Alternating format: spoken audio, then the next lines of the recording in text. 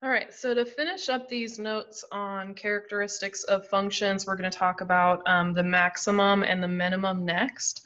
So the maximum is the highest. It is the location of the highest value of the function. And when they talk about the function, remember they're talking about the y value. So here on the graph, we're looking at for the biggest y value that we can see, which would be the highest up on the graph. The minimum is the location of the lowest y value on the graph. So here, if they say to draw an example of an absolute value function with a maximum of 3, -2, that means that the vertex has to be at 3, -2, and the graph has to be upside down to make sure that that is the highest point we can see. So here's the absolute value function that would work for that. I could have given it a stretch or compression, but I chose to just go over one, down one, and make it kind of normal. So this equation is negative, that's a +3, so the opposite of that would be x -3 inside of the absolute value symbol, and then a -2 on the end. The next example says, draw an absolute value function with a minimum of your choosing. It doesn't matter where the graph is, it just matters that the vertex would be at the bottom and the graph would go up because that would make it a minimum. So I went ahead and went left 6, down 3, and I just drew it right here. And then I gave this one a stretch just to get some variety.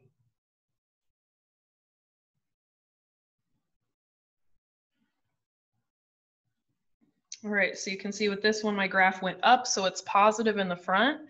It had a stretch of 2. It went over 1, up 2, over 1, up 2. So I got a stretch of 2. It was shifted to the left 6 and down 3. All right. Next, let's go ahead and flip to the very last page. So next, we're going to be finding x and y-intercepts for all the graphs. So the x-intercept is where the graph crosses the x-axis.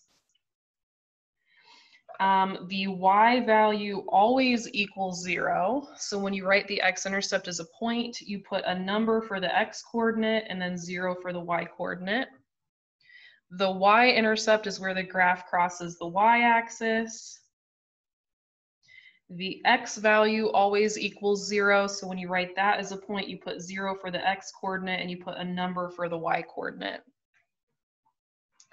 Now for the first example, I just put some regular numbers here so that you could see, oh, when these are graphed, the x-intercept and y-intercept are very easy to find from the graph itself.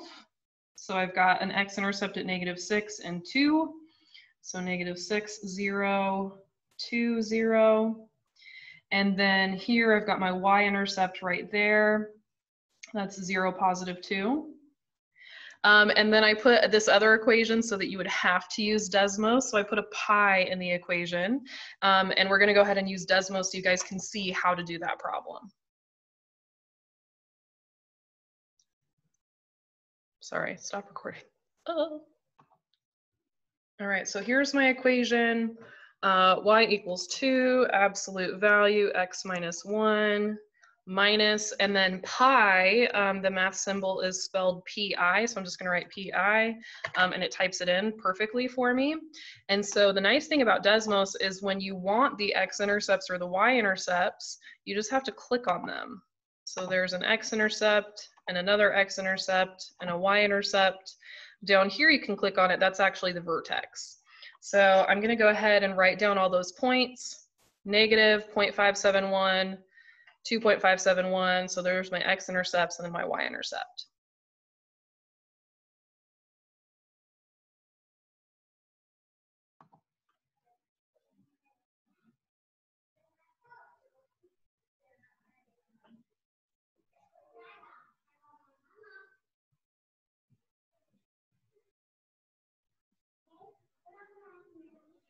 All right, and then next on the notes, they ask you about continuity.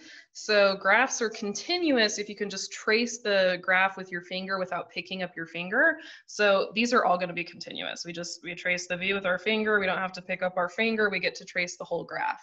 So really, when we're dealing with graphs in this class, it takes a little bit of time for us to find functions that are not continuous. We don't have to worry about it for a while. So absolute value functions are always continuous. All right. Last, we're going to talk about end behavior, and end behavior is what it sounds. It's just talking about the ends of the graph. So before we label these pictures, I just want to remind you that if you have an arrow that's going to the left, that's a negative infinity. If you have an arrow that's going to the right, that's a positive infinity. If you have an arrow that's going down, that's a negative infinity. And if you have an arrow that's going up, that's a positive infinity.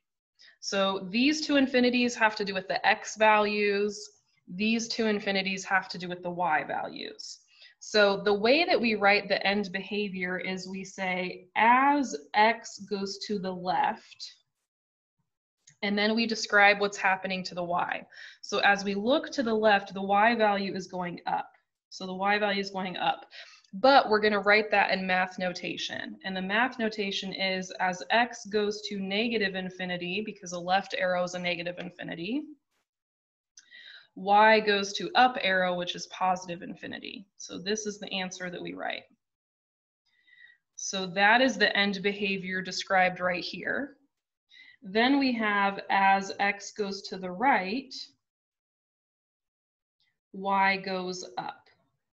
So here, as x goes to the right, the y value goes up. So if we write that in math notation, as x goes to positive infinity, y goes to positive infinity. All right, so those are the two end behavior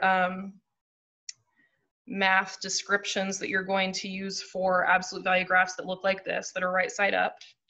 For the graphs that are upside down, we're going to say as x goes left, y goes down. And so the way we write that is as x goes to negative infinity, y goes to negative infinity. And as x goes to the right, y also goes down. So as x goes to positive infinity, because the right is a positive, the right arrow is a positive infinity, y goes down arrow, that's a negative infinity. So the left arrow is also going down, the right arrow is also going down. So left arrow down, right arrow down. Over here, left arrow up, right arrow up. That's what end behavior means. And that's all we have to do. So at this point, you have all the notes that you need to be able to finish the assignment and get that submitted.